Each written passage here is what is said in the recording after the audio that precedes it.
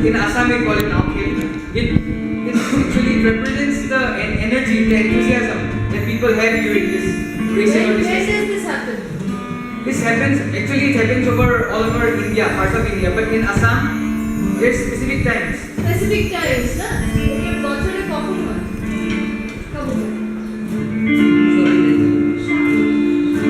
Shrabon? Monsoon times. Monsoon Yes, times. monsoon times, mainly.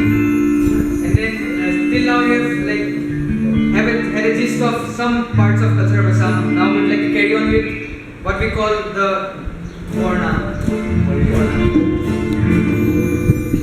Acha, I have a question here. Acha, you finish the dialogue.